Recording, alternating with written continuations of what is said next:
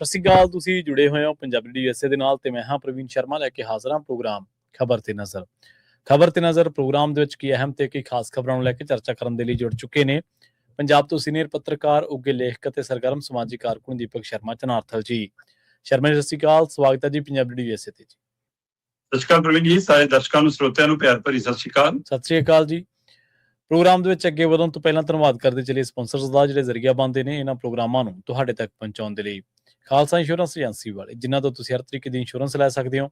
Insurance ਬਾਰੇ ਪਤਾ ਕਰਨ ਦੇ ਲਈ ਇਹਨਾਂ ਦਾ ਨੰਬਰ ਹੈ 468-272-2500। ਇਹ 1992 ਤੋਂ ਲਗਾਤਾਰ ਇੰਸ਼ੋਰੈਂਸ ਬਿਜ਼ਨਸ ਦੇ ਵਿੱਚ ਸ਼ਾਨਦਾਰ ਸੇਵਾਵਾਂ ਦੇ ਰਹੇ ਨੇ ਤੇ ਅਮਰੀਕਾ ਭਰ ਦੇ ਵਿੱਚ ਇੰਸ਼ੋਰੈਂਸ ਕਰਦੇ ਨੇ।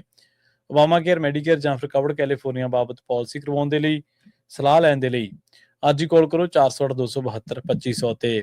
ਟਰਕੀਅਨ ਇਮੀਗ੍ਰੇਸ਼ਨ ਲਾਅ ਫਰਮ ਵਾਲੇ, ਜੇ ਟਰਕੀਅਨਾਂ, ਟੋਰਿਨ ਟਰਕੀਅਨਾਂ ਦੇ ਨਾਲ ਤੁਸੀਂ ਯੂਐਸ ਇਮੀਗ੍ਰੇਸ਼ਨ ਬਾਬਤ ਕੋਈ ਵੀ ਸਲਾਹ ਕਰਨੀ ਹੈ, ਕੋਈ ਵੀ ਸਵਾਲ ਪੁੱਛਣਾ, ਤੇ ਇਹਨਾਂ ਦਾ ਨੰਬਰ ਹੈ 4159090503। Gurdeep Singh Virdi Clovis, Mandeep Singh San Jose, Onkar Singh Fresno, Gurnam Singh Antelope, Jarnail Singh Seattle, Mandeep Dhillon Yuba City ਤੇ ਲਾਲੀ ਸਿੰਘ ਗਰੇਵਾਲ ਫਰੀਮਾਉਂਟ ਤੋਂ। ਇਹਨਾਂ ਸਾਰੇ ਹੀ ਸਪਾਂਸਰਸ ਦਾ ਬਹੁਤ ਬਹੁਤ ਧੰਨਵਾਦ। ਤੇ ਜੇਕਰ ਤੁਸੀਂ ਵੀ ਪੰਜਾਬੀ ਡੀਐਸਏ ਦੇ ਇਹਨਾਂ ਪ੍ਰੋਗਰਾਮਾਂ ਨੂੰ ਸਪਾਂਸਰ ਕਰਨਾ ਚਾਹੁੰਦੇ ਹੋ ਤਾਂ ਸਟੂਡੀਓ ਦਾ ਨੰਬਰ ਹੈ 468-272-5200। ਅੱਜ ਦਾ ਖਬਰ ਤੇ ਨਜ਼ਰ ਪ੍ਰੋਗਰਾਮ ਸਾਲ 2026 ਦੀ 16 ਜੂਨ ਦਾ ਪ੍ਰੋਗਰਾਮ ਹੈ ਤੇ ਦਿਨ ਅੱਜ ਮੰਗਲਵਾਰ ਹੈ। ਖਬਰਾਂ ਦੇ ਵੱਲ ਆਈਏ ਤੇ ਸ਼ੁਰੂਆਤ ਕਰੀਏ ਸ਼ਰਮਾ ਜੀ ਕਲੀਨ ਚਿੱਟ ਤੋਂ। ਜਦੋਂ ਪ੍ਰਕਾਸ਼ ਸਿੰਘ ਬਾਦਲ ਮੁੱਖ ਮੰਤਰੀ ਹੁੰਦੇ ਸੀਗੇ ਤਾਂ ਉਹਨਾਂ ਨੂੰ ਕੋਈ ਵੀ ਸਿਆਸੀ ਦੋਸ਼ ਲੱਗਦਾ ਹੁੰਦਾ ਸੀਗਾ ਤਾਂ ਉਹ ਪਹਿਲਾਂ ਹੀ ਜੇਬ ਦੇ ਵਿੱਚ ਹੀ ਕਲੀਨ ਚਿੱਟ ਰੱਖਦੇ ਹੁੰਦੇ ਸੀ। ਉਹ ਕਾਕਾ ਨਹੀਂ, ਤੁਹਾਨੂੰ ਲੱਗਦਾ ਇਹ ਤਾਂ ਐਂ ਤਾਂ ਹੋ ਹੀ ਨਹੀਂ ਸਕਦਾ। ਉਹ ਹਰ ਮੰਤਰੀ ਨੂੰ, ਹਰ ਅਫਸਰ ਨੂੰ ਕਲੀਨ ਚਿੱਟ ਨਾਲ ਦੀ ਨਾਲ ਹੀ ਦੇ ਦਿੰਦੇ ਹੁੰਦੇ ਸੀ। ਇੱਧਰ ਭਗਵੰਤ ਮਾਨ ਵੀ ਕਹਿੰਦੇ ਉਸੇ ਨਕਸ਼ੇ ਕਦਮ ਤੇ ਨੇ, ਖੁਦ ਨੂੰ ਖੁਦ ਹੀ ਦੇਤੀ ਕਲੀਨ ਚਿੱਟ। ਪ੍ਰਵੀਨ ਜੀ, ਜਦੋਂ ਸ਼੍ਰੀ ਅਕਾਲ ਤਖਤ ਸਾਹਿਬ ਦੀ ਫਸੀਲ ਤੋਂ ਜਥੇਦਾਰ ਗਿਆਨੀ ਕੁਲਦੀਪ ਸਿੰਘ ਗੜਗੱਜ ਹੋਰਾਂ ਨੇ ਫੈਸਲਾ ਸੁਣਾਇਆ ਕਿ ਪੰਜਾਬ ਦੇ ਮੁੱਖ ਮੰਤਰੀ ਭਗਵੰਤ ਮਾਨ ਦੇ ਨਾਲ ਸੰਬੰਧਿਤ ਇੱਕ ਵੀਡੀਓ ਦੀ ਅਸੀਂ ਲੈਬੋਰਟਰੀ ਜਾਂਚ ਕਰਾਈ, ਇੱਕ ਨਹੀਂ ਦੋ ਤੋਂ ਜਾਂਚ ਕਰਾਈ ਤੇ ਦੋਵਾਂ ਥਾਵਾਂ ਤੋਂ ਸਹੀ ਪਾਈ ਗਈ। ਇਸ ਲਈ ਅਸੀਂ ਭਗਵੰਤ ਸਿੰਘ ਮਾਨ ਨੂੰ ਪੰਜ ਸਿੰਘ ਸਾਹਿਬਾਨ ਦੀ ਬੈਠਕ ਦੇ ਫੈਸਲੇ ਅਨੁਸਾਰ ਗੁਰੂ ਦੋਖੀ ਤੇ ਖਾਲਸਾ ਪੰਥ ਵਿਰੋਧੀ ਕਰਾਰ ਦਿੰਨੇ ਆ ਤੇ ਅਸੀਂ ਖਾਲਸਾ ਪੰਥ ਨੂੰ ਅਪੀਲ ਕਰਦੇ ਆ ਕਿ ਉਹ ਭਗਵੰਤ ਸਿੰਘ ਮਾਨ ਨੂੰ ਮੂੰਹ ਨਾ ਲਾਵੇ, ਨਾਨਕ ਨਾਮ ਲੈਵਾ ਸੰਗਤ ਤੋਂ ਦੂਰ ਰਹੇ। ਜਦੋਂ ਇਹ ਫੈਸਲਾ ਸੁਣਾਇਆ ਤਾਂ ਉਸ ਤੋਂ ਬਾਅਦ ਸਭ ਦੀ ਨਜ਼ਰ ਇਸ ਗੱਲ ਤੇ ਸੀ ਕਿ ਮੁੱਖ ਮੰਤਰੀ ਭਗਵੰਤ ਮਾਨ ਤੇ ਮੁੱਖ ਮੰਤਰੀ ਭਗਵੰਤ ਮਾਨ ਦੀ ਸਰਕਾਰ ਇਹਦੇ ਤੇ ਕੀ ਰਿਐਕਟ ਕਰਦੀ। ਜੀ ਜੀ, ਸਹੀ ਹੈ। ਅਚਾਨਕ ਸਭ ਤੋਂ ਪਹਿਲਾਂ ਸਾਹਮਣੇ ਆਏ ਸੀ ਬਲਤੇਜ ਸਿੰਘ ਪੰਨੂ ਜੀ। ਬਲਤੇਜ ਪੰਨੂ ਹੋਰੀ ਆਮ ਆਦਮੀ ਪਾਰਟੀ ਦੇ ਬੁਲਾਰੇ ਨੇ, ਠੀਕ ਹੈ, ਪਿਛਲੇ ਦਿਨਾਂ 'ਚ ਨਵੀਂ ਪੱਗ ਸਜਾਉਣ ਲੱਗੇ ਨੇ। ਸੋ ਇਸ ਲਈ ਕਹਿੰਦੇ ਜੀ ਕਿ ਉਹਨਾਂ ਨੇ ਸਾਹਮਣੇ ਆ ਕੇ ਕਿਹਾ ਵੀ ਕਿ ਅਸੀਂ ਮੰਨ ਲੈਂਦੇ ਹਾਂ ਜਥੇਦਾਰ ਸਾਹਿਬ ਦੇ ਕਹਿਣ ਅਨੁਸਾਰ ਕਿ ਵੀਡੀਓ ਅਸਲੀ ਆ, ਪਰ ਕਹਿੰਦੇ ਵੀ ਕਿ ਉਹਦੇ ਵਿੱਚ ਦਿਸਣ ਵਾਲੇ ਬੰਦਾ ਥੋੜਾ ਭਗਵੰਤ ਮਾਨ, ਇਹ ਥੋੜਾ ਸਾਬਤ ਹੋ ਗਿਆ ਲੈਬ ਦੇ ਵਿੱਚ। ਲੈਬ 'ਚ ਇਹ ਤਾਂ ਸਾਬਤ ਹੋ ਗਿਆ ਕਿ ਇਹ ਨਾਲ ਨਹੀਂ ਬਣੀ। ਇਹ ਕਿਵੇਂ ਪਤਾ ਲੱਗਿਆ ਕਿ ਹਾਂ ਉਹਦੇ ਵਿੱਚ ਬੰਦਾ? ਉਹ ਕਹਿੰਦੇ ਕੱਦ ਕਾਠ ਦੇਖ ਲਓ, ਉਹਦੀ ਸਰੀਰ ਦੀ ਬਣਤਰ ਦੇਖ ਲਓ, ਹੈ ਨਾ, ਉਹਦੀ ਮੇਲ ਖਾਂਦੀ।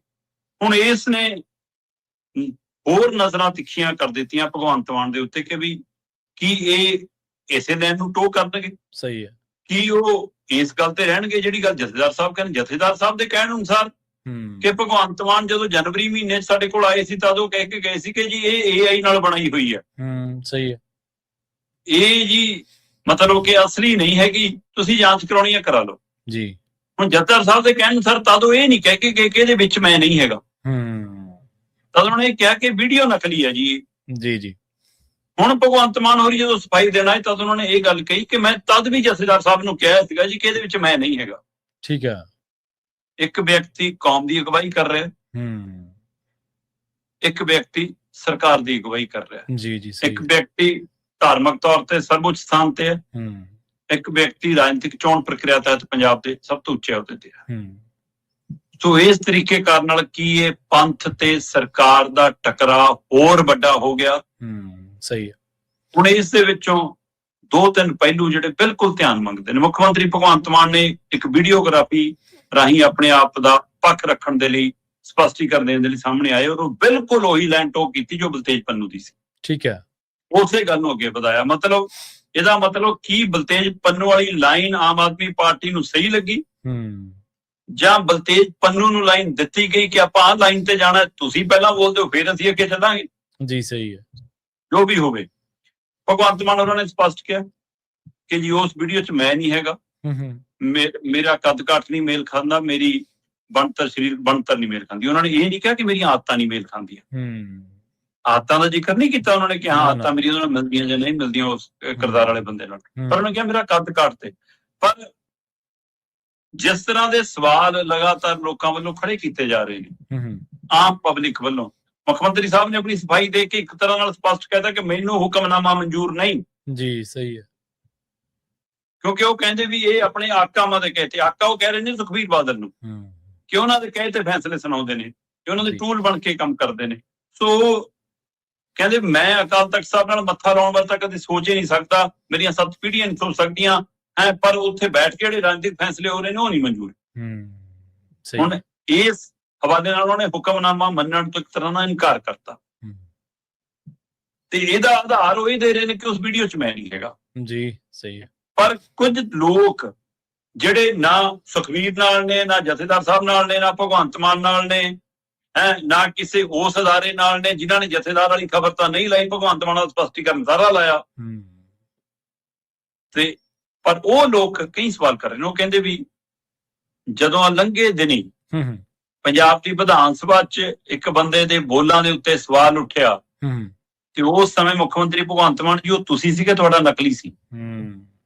ਸਹੀ ਹੈ, ਜਦੋਂ ਸੰਸਦ ਦੇ ਵਿੱਚ ਨਾਲ ਵਾਲੇ ਮੈਂਬਰ ਕਹਿੰਦੇ ਸੀ ਕਿ ਸਾਡੀ ਸੀਟ ਬਦਲੋ, ਇਹਦੇ ਨਾਲ ਨਹੀਂ ਬੈਠਣਾ, ਮੁਸਕ ਆਉਂਦੀ ਆ, ਜਦੋਂ ਤੁਸੀਂ ਜਿਨ੍ਹਾਂ ਨੂੰ ਮਿਲਣ ਜਾਂਦੇ ਸੀ ਉਹ ਮੂੰਹ ਤੇ ਕੱਪੜਾ ਰੱਖ ਲੈਂਦੇ ਸੀ, ਕਿ ਉਸ ਸਮੇਂ ਉਹ ਤੁਸੀਂ ਹੁੰਦੇ ਸੀ ਕਿ ਤੁਹਾਡਾ ਕੋਈ ਨਕਲੀ ਭੇਜਿਆ ਗਿਆ ਹੋਇਆ ਸੀ ਉੱਥੇ। ਸਹੀ ਹੈ, ਲੋਕ ਕਹਿੰਦੇ ਚਾਹੇ ਗੁਰੂ ਘਰ ਹੋਵੇ ਤੇ ਚਾਹੇ ਅਲੰਤੇ ਮਾਲ ਹੋਵੇ ਤੇ ਚਾਹੇ ਕੋਈ ਰਾਜਨੀਤਿਕ ਸਟੇਜ ਹੋਵੇ ਤੇ ਚਾਹੇ ਆਪਣੀ ਕਾਰ ਦੀ ਉਹ ਸੀਟ ਹੋਵੇ, ਤੁਹਾਡੀਆਂ ਕਿੰਨੀਆਂ ਵੀਡੀਓ ਨੇ ਹੋਈ ਜੀ।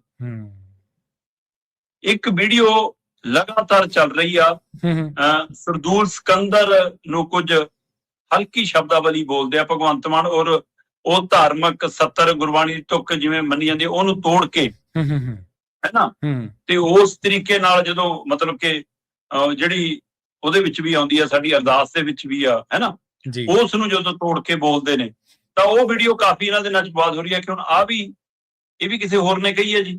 ਪਰ ਮੈਂ ਉਸ ਤੇ ਨਹੀਂ ਜਾ ਰਿਹਾ, ਮੈਂ ਕਹਿੰਦਾ ਕਿ ਉਹ ਮਾਮਲਾ ਇੱਕ ਪੈਰਲਰ ਹੈ ਕਿ ਬੋਲ ਕਹੇ ਜੇ ਨੇ ਜੀ ਜੀ। ਜੇ ਬੋਲਾਂ ਤੇ ਜਾਣਾ ਹੋਵੇ ਤਾਂ ਜਿਹੜੇ ਕਹਿੰਦੇ ਨੇ ਕਿ ਮੇਰੀ ਨਹੀਂ ਗਈ ਜੀ, ਮੇਰੀ ਕਿਰਦਾਰਕੁਸ਼ੀ ਕੀਤੀ ਜਾ ਰਹੀ ਹੈ, ਉਹਨਾਂ ਨੇ ਤਾਜੀ ਖੁਦ ਉਦਾਹਰਨ ਦਿੱਤੀ ਹੈ ਜਦੋਂ ਆਪਣੇ ਨਾਲ ਪੜ੍ਹਦੀ ਇੱਕ ਕੁੜੀ ਦਾ ਕਿਰਦਾਰਕੁਸ਼ੀ ਕਰਦੀ ਹੈ ਇਸ ਸਮੇਂ ਵੀ। ਸੋ ਇਸ ਲਈ ਬੋਲ ਤਾਂ ਧਾਰਮਿਕ ਲਾਈਨ ਤੋਂ ਲੈ ਕੇ ਸਮਾਜਿਕ ਲਾਈਨ ਤੱਕ ਤੁਹਾਡੇ ਉੱਤੇ ਬਹੁਤ ਸਵਾਲੀਆ ਚਿੰਨ੍ਹ ਖੜੇ ਨੇ, ਪਰ ਮੈਂ ਉਸ ਸਰਦੂਲ ਸਿਕੰਦਰ ਵਾਲੀ ਵੀਡੀਓਗ੍ਰਾਫੀ 'ਚ ਧਿਆਨ ਨਾਲ ਦੇਖਿਓ, ਲੋਕਾਂ ਨੇ ਮੈਨੂੰ ਉਚੇਚੀ ਉਹ ਵੀਡੀਓ ਵਾਰ-ਵਾਰ ਭੇਜੀ ਕਿ ਆਹ ਭਾਜੀ ਵੀਡੀਓ ਦੇਖੋ, ਇਹਦੇ ਵਿੱਚ ਲੱਤਾਂ ਉਨੀਆਂ ਹੀ ਲੰਬੀਆਂ ਲੱਗਦੀਆਂ।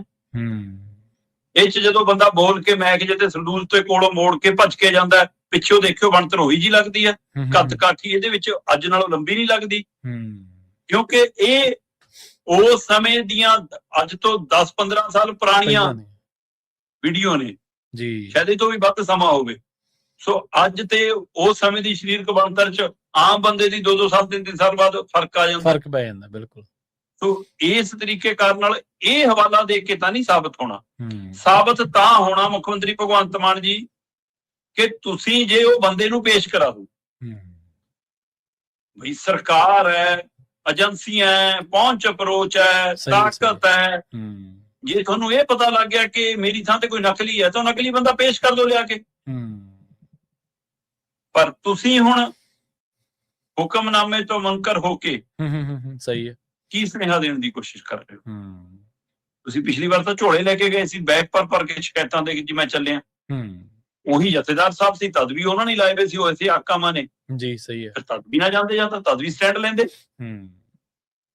ਹੁਣ ਅੱਜ ਇਹ ਸਟੈਂਡ, ਅੱਜ ਕੇਜਰੀਵਾਲ ਵੀ ਉਹ ਸਟੈਂਡ ਲੈ ਰਿਹਾ, ਪਰ ਕੱਲ ਕੁਲਤਾਰ ਸਿੰਘ ਸੰਧਵਾ ਦੇ ਕੋਲ ਪਹੁੰਚ ਗਏ ਕੁਝ ਸਿੱਖ ਮੰਤਰੀ, ਸਿੱਖ MLA, ਖਾਸ ਕਰਕੇ ਅੰਮ੍ਰਿਤਧਾਰੀ, ਕਿ ਜੀ ਆਪਾਂ ਕੀ ਕਰਨਾ ਹੈ, ਸਾਡੇ ਲਈ ਤਾਂ ਦੁਵਿਧਾ ਪੈਦਾ ਹੋ ਗਈ, ਕੀ ਕਰੀਏ, 29 ਨੂੰ ਜਾਈਏ ਕਿ ਨਾ ਜਾਈਏ। ਸਹੀ ਹੈ, ਹੁਣ ਇਹ ਦੇਖਣ ਵਾਲੀ ਗੱਲ ਹੈ। ਪਰ ਦੂਏ ਪਾਸੇ ਕੁਝ ਧਿਰਾਂ ਲਗਾਤਾਰ ਇਸ ਮਸਲੇ ਤੇ ਵੀ ਨਹੀਂ ਕਿ ਇਹ ਧਾਰਮਿਕ ਖੇਤਰ ਚੋਂ ਲਿਆ ਕੇ ਸਿੱਧੀ ਸਰਕਾਰੀ ਖੇਤਰ 'ਚ ਦਖਲ ਹੈ। ਜੀ ਜੀ, ਖੁਦ ਮੁੱਖ ਮੰਤਰੀ ਕਹਿੰਦੇ ਵੀ ਇਹ ਤਾਂ ਫਿਰ ਕੱਲ ਨੂੰ ਕੁਝ ਵੀ ਕਹਿ ਸਕਦੇ ਨੇ, ਮੇਰੇ ਤੇ ਰੋਕ ਵੀ ਲਾ ਸਕਦੇ ਨੇ ਜੀ, ਇਹ ਤਾਂ ਕੋਈ ਵੀ ਫੈਸਲਾ ਸੁਣਾ ਸਕਦੇ ਨੇ। ਪਰ ਉਹ ਕਹਿੰਦੇ ਵੀ ਜਿਹੜੇ ਆਪਣੇ ਮਾਫੀਆਂ ਦੇ ਦਿੰਦੇ ਨੇ ਬਿਨਾਂ ਮੰਗਿਆ, ਤੇ ਫਿਰ ਉਹ ਮਾਫੀਆਂ ਵਾਪਸੀ ਵੀ ਲੈ ਦਿੰਦੇ ਨੇ, ਉਹ ਮਤਲਬ ਡੇਰਾ ਸਿਰਸਾ ਮੁਖੀ ਤੇ ਵੀ ਉਂਗਲ ਧਰ ਰਹੇ ਸੀ। ਉਹ ਕਹਿ ਰਹੀ ਸੀ ਸੁਖਬੀਰ ਬਾਦਲ ਨੂੰ ਕਿਉਂ ਨਹੀਂ ਤਲਬ ਕਰ ਲੈਂਦੇ, ਉਹਨੇ ਹੁਕਮਨਾਮੇ ਮੰਨਣੋਂ ਇਨਕਾਰ ਕੀਤੇ ਨੇ, ਉਧਰ ਵੀ ਉਂਗਲ ਧਰ ਰਹੀ ਸੀ। ਸੋ ਸਮੁੱਚਾ ਵਰਤਾਰਾ ਜਥੇਦਾਰ ਸਾਹਿਬਾਨ ਦੇ ਲਈ ਵੀ ਸਵਾਲ ਖੜਾ ਹੈ ਜੀ ਸਹੀ ਹੈ ਕਿ ਕੀ ਤੁਸੀਂ ਇੱਕ ਰਾਜਨੀਤਿਕ ਧਿਰ ਦੇ ਟੂਲ ਬਣ ਕੇ ਜੇ ਕੰਮ ਕਰਨ ਲੱਗ ਪਏ ਤਾਂ ਇਹਦੇ ਨਾਲ ਤੁਸੀਂ ਉਸ ਸਥਾਨ ਜਿਹਦਾ ਤੁਹਾਨੂੰ ਮਾਣ ਤਾਣ ਮਿਲਿਆ, ਜਿਸ ਅਹੁਦੇ ਦਾ ਰੁਤਬੇ ਦਾ, ਤੁਸੀਂ ਉਸ ਪਵਿੱਤਰ ਸਥਾਨ ਦੀ ਉੱਚਤਾ ਨੂੰ ਤਾਂ ਨਹੀਂ ਢਾਹ ਲਾਉਣ ਲੱਗ ਪਏ। ਮਤਲਬ ਜੇ ਸੂਬੇ ਦਾ ਮੁੱਖ ਮੰਤਰੀ ਜਿਹੜਾ ਆਪਣੇ ਆਪ ਨੂੰ ਕਹਿੰਦਾ ਕਿ ਸਿੱਖੀ ਦਾ ਪਹਿਰੇਕਾਰ ਵੀ ਮੈਂ ਹੀ, ਸਿੱਖੀ ਨੂੰ ਬਚਾਉਣ ਵਾਲਾ ਵੀ ਮੈਂ, ਕੱਲ ਆਪਣੀ ਵੀਡੀਓ 'ਚ ਕਹਿ ਰਿਹਾ ਹਾਂਜੀ ਹਾਂਜੀ ਉਹ ਜਿਵੇਂ ਨਰਿੰਦਰ ਮੋਦੀ ਬਾਰੇ ਆ ਨਾ ਕਿ ਰਾਮ ਮੰਦਿਰ ਜੀ ਬਾਰੇ ਕਿਹਾ ਕਿ ਜੋ ਰਾਮ ਜੀ ਕੋਲ ਆਏ ਹਮ ਉनको ਲਾਏਂਗੇ, ਉਂਗਲੀ ਫੜ ਕੇ ਰਾਮ ਜੀ ਨੂੰ ਤੋਰੀ ਫਿਰ ਰਹੇ ਨੇ। ਚਲੋ ਜੀ ਅਸੀਂ ਮਤਲਬ ਉਸ ਸਮੇਂ ਸਵਾਲ ਉੱਠੇ ਵੀ ਰਾਮ ਜੀ ਨੂੰ ਲਿਆਉਣ ਵਾਲੇ ਤੁਸੀਂ ਕੌਣ ਹੋਗੇ। ਤੇ ਮੁੱਖ ਮੰਤਰੀ ਭਗਵੰਤ ਮਾਨ ਦੀ ਕੱਲ ਦੀ ਵੀਡੀਓ ਸੁਣਿਓ ਜੀ, ਉਹ ਚੋਂ ਕਹਿੰਦਾ ਪਾਣੀ ਵੀ ਮੈਂ ਬਚਾ ਰਿਹਾ, ਬਾਣੀ ਵੀ ਮੈਂ ਹੀ ਬਚਾ ਰਿਹਾ। ਅੱਛਾ ਵਾਹ। ਤੇ ਬਾਣੀ ਦਾ ਰਾਖਾ ਵੀ ਮੈਂ ਹੀ ਹਾਂ, ਰੱਬ ਤੋਂ ਵੀ ਉੱਪਰ ਮੈਂ ਹੀ ਹੋ ਗਿਆ ਹੁਣ। ਸੋ ਇਸ ਤਰੀਕੇ ਕਰਨ ਨਾਲ ਜਦੋਂ ਬੰਦਾ ਇਹ ਸਥਿਤੀ 'ਚ ਆ ਜਾਂਦਾ, ਉਸੇ ਤਰੀਕੇ ਕਰਨ ਨਾਲ ਜਥੇਦਾਰ ਸਾਹਿਬਾਨ ਤੇ ਸਵਾਲ ਖੜਾ ਕਿ ਕੀ ਤੁਸੀਂ ਸਿਰਫ ਇੱਕ ਧਿਰ ਦੀ ਰਾਜਨੀਤੀ ਪਾਲਣ ਦੇ ਲਈ ਕਾਰਵਾਈਆਂ ਕਰ ਰਹੇ ਹੋ ਤੇ ਇਹਦੇ ਨਾਲ ਪੰਥ ਦੀ ਹੋਂਦ ਨੂੰ ਤੁਸੀਂ ਉਹਦਾ ਨਹੀਂ ਖਤਰਾ ਲਾਉਣ ਲੱਗ ਪਏ। ਤੁਸੀਂ ਅਕਾਲ ਤਖਤ ਸਾਹਿਬ ਦੀ ਉੱਚਤਾ ਨੂੰ ਖਤਰਾ ਤਾਂ ਨਹੀਂ ਖੜਾ ਕਰਨ ਲੱਗ ਪਏ। ਜੇ ਮੁੱਖ ਮੰਤਰੀ ਅੱਜ ਮੁਕਰ ਰਿਹਾ ਤੇ ਫਿਰ ਜਿਹੜੀ ਸੰਗਤ ਤੁਸੀਂ ਭਾਰ ਪਾ ਰਹੇ ਹੋ ਕੱਲ ਨੂੰ ਉਹ ਕੀ ਕਰੂਗੀ ਜੀ। ਆਪਾਂ ਕੱਲ ਵੀ ਗੱਲ ਕਰ ਰਹੇ ਸੀ ਕਿ ਤੁਸੀਂ ਸਪਸ਼ਟ ਫੈਸਲਾ ਥੋੜਾ ਦਿੱਤਾ ਜੀ, ਤੁਸੀਂ ਕੋਈ ਹਦਾਇਤ ਭਗਵੰਤ ਮਾਨ ਨੂੰ ਥੋੜਾ ਦਿੱਤੀ ਹੈ। ਬਿਲਕੁਲ ਤੁਸੀਂ ਸਾਰੀਆਂ ਹਦਾਇਤਾਂ ਤਾਂ ਸੰਗਤ ਨੂੰ ਦੇਤੀਆਂ। ਸੰਗਤ ਮੂੰਹ ਨਾ ਲਾਵੇ, ਨਾਨਕ ਨਾਮ ਲੈਵਾ, ਸੰਗਤ ਇਹਦੇ ਨਾਲ ਨਾ ਜਾਵੇ। ਸੰਗਤ ਦੱਸੋ ਜੀ ਕੀ ਕਰਿਓ। ਸਹੀ ਹੈ। ਕੱਲ ਨੂੰ ਜਿਹੜਾ ਜਾਇਆ ਕਰੂਗਾ ਉਹਨੂੰ ਸਮਣ ਕਰੀ ਜਾਇਆ ਕਰੋ ਫਿਰ ਕੱਲੇ ਕੱਲੇ ਨੂੰ। ਹੁਣ ਇਹ ਕਿਵੇਂ ਤੈਅ ਹੋਊਗਾ। ਸੋ ਇਸ ਲਈ ਮੁੱਖ ਮੰਤਰੀ ਭਗਵੰਤ ਮਾਨ ਨੇ ਆਪਣੇ ਆਪ ਨੂੰ ਆਪੇ ਕਲੀਨ ਚਿੱਟ ਦੇ ਲਈ ਜੀ। ਪਰ ਆਪਾਂ ਕੱਲ ਵੀ ਗੱਲ ਕਰ ਰਹੇ ਸੀ, ਗੱਲ ਅੱਜ ਵੀ ਉੱਥੇ ਖੜੀ ਹੈ। ਇਹ ਪਹਿਲੀ ਨਜ਼ਰੇ ਦੇਖਣ ਨੂੰ ਧਾਰਮਿਕ ਮਾਮਲਾ ਲੱਗਦਾ, ਇਹ ਨਰੋਲ ਰਾਜਨੀਤਿਕ ਮਾਮਲਾ ਬਣ ਗਿਆ ਤੇ ਇਹਦਾ ਅਸਰ ਰਸੂਖ ਤੁਸੀਂ ਸਮੁੱਚੀਆਂ ਵੀ ਸੁਸਾਇਟੀਆਂ ਚੋਣਾਂ ਤੱਕ ਦੇਖਦੇ ਰਹੋ। ਜੀ ਬਿਲਕੁਲ। ਤੇ ਅਗਲੀ ਗੱਲ ਕਰੀਏ ਇਸੇ ਪ੍ਰਕਰਨ ਦੇ ਵਿੱਚੋਂ ਨਿਕਲੀ ਇੱਕ ਹੋਰ ਖਬਰ ਦੇ ਬਾਰੇ, ਸੁਰਖੀ ਦੇ ਬਾਰੇ। ਮੁੱਖ ਮੰਤਰੀ ਦੇ ਅਸਤੀਫੇ ਦੀ ਮੰਗ ਨੇ ਵੀ ਕਹਿੰਦੇ ਹੁਣ ਜ਼ੋਰ ਫੜ ਲਿਆ ਜੀ। ਵਿਰੋਧੀਆਂ ਨੂੰ ਇਹ ਲੱਗਦਾ ਕਿ ਮਸਾ ਤਾਂ ਹੁਣ ਪੈਰ ਥੱਲੇ ਬਟੇਰ ਆ ਰਿਹਾ। ਉਹਨਾਂ ਨੂੰ ਲੱਗਦਾ ਕਿ ਜੇ ਆਹ ਵਕਤ ਖੁੰਝ ਗਿਆ ਫੇਰ ਨਹੀਂ ਵਾਰੀ ਆਉਣੀ। ਦੇਖੋ ਮਤਲਬ ਬੋਲਚਾਲ ਦੇ ਮਾਮਲੇ 'ਚ ਤਾਂ ਨਹੀਂ ਕਿਸੇ ਨੂੰ ਰਾਹ ਦਿੰਦਾ ਭਗਵੰਤ ਮਾਨ, ਚਾਹੇ ਉਹਨੂੰ ਕਿਸੇ ਪੱਧਰ ਤੇ ਥੱਲੇ ਆਉਣਾ ਪੈ ਜਾਵੇ ਜੀ ਜੀ, ਚਾਹੇ ਉਹਨੂੰ ਜਮਾਂ ਗਰਕਣਾ ਪੈ ਜਾਵੇ, ਪਰ ਉਹ ਬੋਲਣ ਦੇ ਅੰਦਾਜ਼ ਦੇ ਵਿੱਚ ਦੇਖੋ ਕਲਾਕਾਰ ਵੀ ਹੈਗਾ, ਸ਼ਬਦਾਂ ਦਾ ਭੰਡਾਰ ਵੀ ਹੈਗਾ ਬਿਲਕੁਲ। ਤੁਕਬੰਦੀ ਵੀ ਚੰਗੀ ਕਰ ਲੈਂਦਾ ਹੈ ਨਾ, ਤੇ ਸ਼ਬਦਾਂ ਨੂੰ ਪੇਸ਼ਕਾਰੀ ਵੀ ਹੈਗੀ ਹੈ। ਫਿਰ ਪਿੰਡੂ ਚ ਵਿਚਰਨ ਦਾ ਵੀ ਇੱਕ ਪਲੱਸ ਪੁਆਇੰਟ ਹੈਗਾ ਕਿ ਪਿੰਡੂ ਖੇਤਰ ਚ ਰਿਹਾ, ਸਧਾਰਨ ਲੋਕਾਂ ਚ ਰਿਹਾ, ਧਰਾਤਲ ਤੇ ਰਿਹਾ। ਸੋ ਉਹ ਦਾਇਰਾ, ਉਹ ਸਾਰਾ ਕੁਛ, ਤੇ ਜਿਹੜੀ ਪੰਜਾਬ ਦੀ ਉੱਪਰਲੀ ਮਤਲਬ ਕਿ ਅਸੀਂ ਕਹਿ ਸਕਦੇ ਹਾਂ ਰਾਜਨੀਤਿਕ ਧਿਰਾਂ ਨੇ, ਉਹ ਸਾਰੀ ਐਲੀਟ ਕਲਾਸ ਹੈ। ਤੇ ਉਹਨਾਂ ਕੋਲ ਤਾਂ ਮਤਲਬ ਕਿ ਆਪੇ ਭਗਵੰਤ ਮਾਨ ਜਿਵੇਂ ਕਹਿੰਦਾ ਹੁੰਦਾ ਕਿ ਲੋਕ ਨਹੀਂ ਲੋਕ ਨੇ, ਹੈ ਨਾ। ਉਹ ਜਿਹੜੇ ਬੋਲਣ ਵਾਲੇ ਨੇ ਉਹਨਾਂ ਲਈ ਫਿਰ ਮੁਸ਼ਕਲ ਹੁੰਦੀ ਹੈ। ਇਹਦੇ ਵਾਲੀ ਪਿੱਚ ਤੇ ਆ ਕੇ ਬੋਲਣਾ ਔਖਾ ਹੋ ਜਾਂਦਾ। ਉਹ ਤਾਂ ਵੈਸੇ ਹੀ ਕਾਗਜ਼ੀ ਸ਼ੇਰ ਨੇ ਇੱਕ ਦੂਕੇ ਨੂੰ ਛੱਡ ਕੇ, ਬਾਕੀ ਦਾ ਕੋਈ ਇਹੋ ਜਿਹਾ ਬੁਲਾਰਾ ਵੀ ਨਹੀਂ ਹੈਗਾ। ਸਹੀ ਹੈ। ਤੇ ਉਹਨਾਂ ਨੂੰ ਲੱਗ ਰਿਹਾ ਕਿ ਹੁਣ ਇਹ ਧਰਮ ਦੀ ਆੜ ਦੇ ਵਿੱਚ ਅਸੀਂ ਭਗਵੰਤ ਮਾਨ ਨੂੰ ਘੇਰ ਸਕਦੇ ਹਾਂ।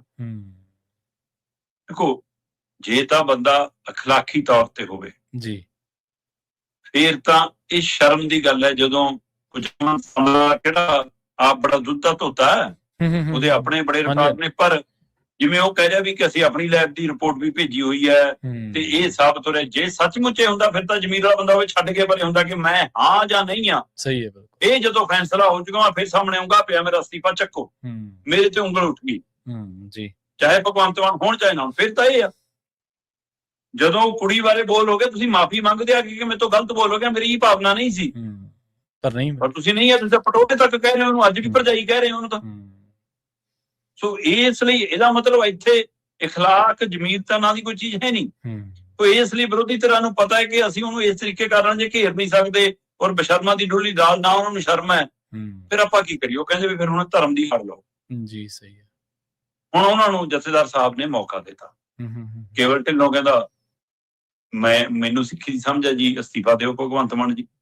ਸੁਖਬੀਰ ਬਾਦਲ ਕਹਿੰਦਾ ਜੀ ਦਿਓ ਅਸਤੀਫਾ। ਇੱਥੋਂ ਤੱਕ ਐਸਜੀਪੀ ਦੇ ਪ੍ਰਧਾਨ ਧਾਮੀ ਸਾਹਿਬ ਕਹਿੰਦੇ ਜੀ ਦਿਓ ਅਸਤੀਫਾ।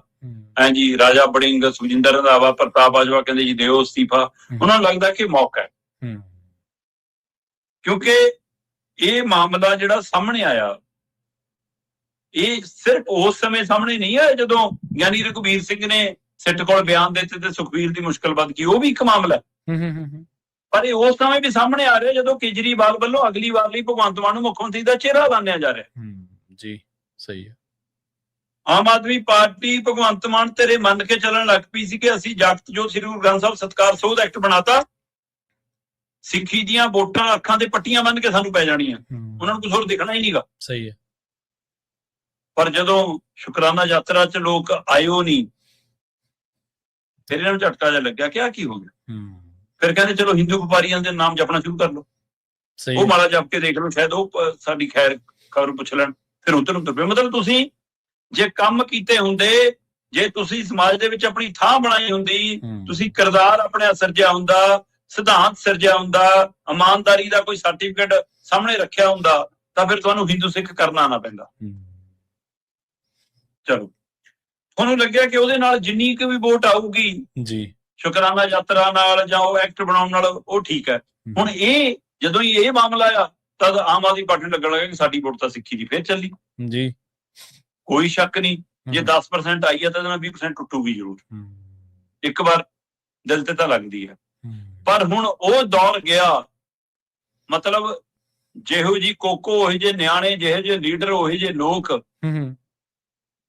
ਕੋਈ ਧਿਰ ਮੈਨੂੰ ਦੱਸ ਦਿਓ ਕਿ ਇੱਕ ਧਿਰ ਉਹ ਜਿਹੜੇ ਨਿਹੰਗ ਮਾੜੀ ਮਾੜੀ ਗੱਲ ਤੇ ਜਥੇ ਲੈ ਕੇ ਤੁਰ ਪੈਂਦੇ ਨੇ ਕਿ ਲਓ ਜੀ ਆ ਜੀ ਇਹਨੂੰ ਸੋਧ ਲਈਏ, ਇਹਨੂੰ ਪੁੱਛ ਲਈਏ, ਇਹਨੂੰ ਪੁੱਛ ਲਈਏ। ਇਸ ਵੀਡੀਓ ਦੇ ਮਾਮਲੇ ਤੇ ਦੱਸ ਦਿਓ ਕਿਸੇ ਨੇ ਪੁੱਛਿਆ ਹੋਵੇ ਕਿ ਭਗਵੰਤ ਮਾਨ ਜੀ ਤੁਹਾਡਾ ਬੂਹਾ ਖੜਕਾ ਕੇ ਪੁੱਛਣਾ ਦੋਨੋਂ। ਸਹੀ ਹੈ। ਉਹ ਧਿਰਾਂ ਜਿਹੜੀਆਂ ਕਹਿੰਦੀਆਂ ਜੀ ਅਸੀਂ ਸਤਕਾਰ ਕਮੇਟੀ ਬਣਾ ਲਈ ਜੀ, ਅਸੀਂ ਚੱਲੇ ਆਂ ਜੀ, ਘਰਾਂ 'ਚ ਸਤਕਾਰ ਨਹੀਂ ਹੁੰਦਾ। ਇੱਥੇ ਕਿਸੇ ਨੇ ਆ ਕੇ ਪੁੱਛ ਲਿਆ ਹੋਵੇ ਦੱਸੋ ਜੀ ਜਥੇਦਾਰ ਸਾਹਿਬ ਨੇ ਆਹ ਕਿਹਾ ਤੁਹਾਡੇ ਬਾਰੇ, ਕੋਈ ਕਿਸ ਦਾ ਬਿਆਨ, ਕਿਸ ਦਾ ਬੋਲ ਦੱਸ ਦਿਓ। ਜਾਂ ਉਹ ਧਿਰ ਜਿਹੜੀ ਕਹਿੰਦੀ ਜੀ ਭਗਵੰਤ ਮਾਨ ਜੀ ਨੂੰ ਅਸੀਂ ਵਿਧਾਨ ਸਭਾ 'ਚ ਜਾ ਕੇ ਸਰੋਪਾ ਪਾਓ ਤਾਂ ਅਸਲੀ ਪੰਥ ਤਾਂ ਅਸੀਂ ਆ ਜੀ, ਅਸਲੀ ਸਿੱਖ ਤਾਂ ਇਹੀ ਹੈ ਜੀ, ਮਹਾਰਾਜਾ ਰਣਜੀਤ ਸਿੰਘ ਤੋਂ ਬਾਅਦ ਇਹੀ ਹੈ ਜੀ, ਹੈ ਨਾ। ਉਹ ਸਾਰੇ ਉਹਨਾਂ 'ਚ ਕੋਈ ਧਿਰ ਨੇ ਆ ਕੇ ਕਹਿਦਾ ਹੋਵੇ ਅਸੀਂ ਭਗਵੰਤ ਮਾਨ ਦੀ ਢਾਲ ਬਣਦੇ ਹਾਂ ਜੀ, ਅਸੀਂ ਖੜੇ ਹਾਂ।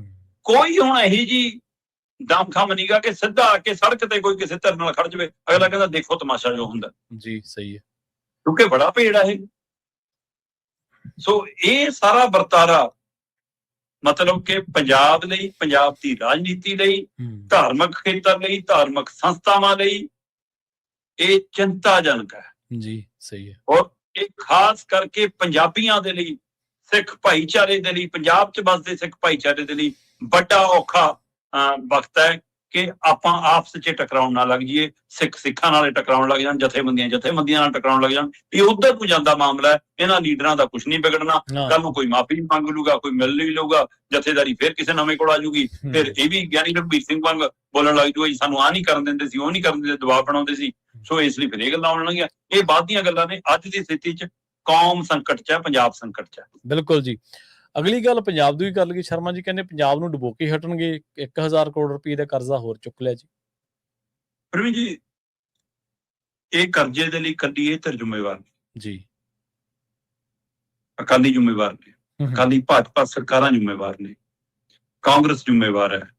ਉਹ ਦੌਰ ਦੇ ਹਵਾਲੇ ਨਾਲ ਪਹਿਲਾਂ ਤਾਂ ਪੰਜਾਬ ਨੂੰ ਤੁਸੀਂ ਲੁੱਟਣ ਦੀ ਕੋਸ਼ਿਸ਼ ਕੀਤੀ, ਸਾਡੀ ਜਵਾਨੀ ਮਾਰੀ ਹੈ ਨਾ, ਸਾਡੇ ਲੋਕ ਮਾਰੇ, ਪੁਲਿਸ ਮਰੀ, ਬੱਸਾਂ ਚੋਂ ਲਾ ਕੇ ਇੱਕ ਧਰਮ ਦੇ ਖਾਸ ਲੋਕ ਮਾਰੇ, ਝੂਠੇ ਸੱਚੇ ਪੁਲਿਸ ਮੁਕਾਬਲਿਆਂ 'ਚ ਨੌਜਵਾਨ ਮਾਰੇ, ਸਾਰਾ ਪੰਜਾਬ 'ਚ ਘਾਣ ਕਰਤਾ ਤੁਸੀਂ। ਸਹੀ ਹੈ। ਤੇ ਫਿਰ ਕਹਿੰਦੇ ਜੀ ਅਸੀਂ ਤੁਹਾਡੇ ਪੰਜਾਬ 'ਚ ਸ਼ਾਂਤੀ ਲਿਆਂਦੀ ਹੈ, ਇਸ ਲਈ ਇੰਨਾ ਖਰਚਾ ਦੇ ਦਿਓ ਜੀ ਸਾਨੂੰ। ਉਹ ਭਾਰ ਵੀ ਸਾਰਾ ਸਾਡੇ ਤੇ ਪਾਤਾ। ਧੰਨਵਾਦ ਗੁਜਰਾਲ ਸਾਹਿਬ ਦਾ ਤੇ ਧੰਨਵਾਦ ਡਾਕਟਰ ਮਨਮੋਹਨ ਸਿੰਘ ਦਾ, ਜਿਨ੍ਹਾਂ ਨੇ ਉਸ ਕਰਜ਼ੇ 'ਚ ਸਾਨੂੰ ਬਾਹਰ ਕੱਢਣ ਦੇ ਵਿੱਚ ਵੱਡੀ ਭੂਮਿਕਾ ਨਿਭਾਈ, ਵੱਡਾ ਰੋਲ ਨਿਭਾਇਆ।